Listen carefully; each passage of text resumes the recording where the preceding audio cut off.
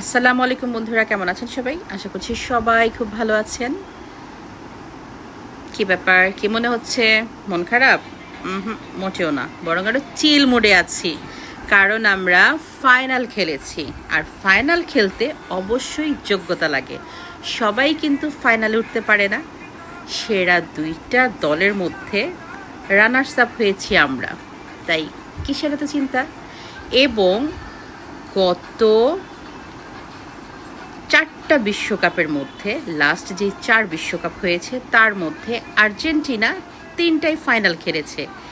আর এরকম একটা দলকে নিয়ে অবশ্যই অবশ্যই সেলিব্রেশন করা যায় এবং গর্ব করা যায়।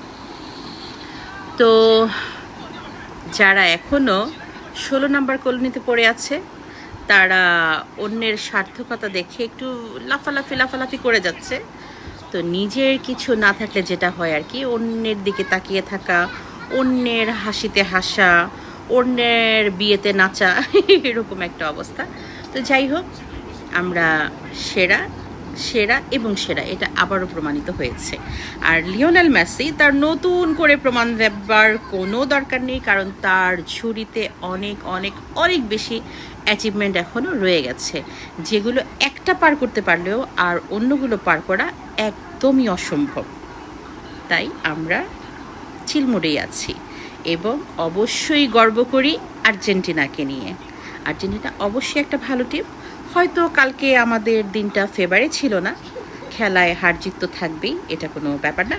স্পেন খুব ভালো খেলেছে এবং ভালো খেলে তারা জয়ী হয়েছে, তাই স্পেনকে অবশ্যই তাদেরকে সাধুবাদ জানাই। এবং আর্জেন্টিনা ভালো খেলেছে মোটামুটি সব কিছু মিলিয়ে। সব দিন তো খারাপ যায় না, সব দিন ভালোও যায় না, তো সব কিছু মিলিয়ে ভালোই ছিল।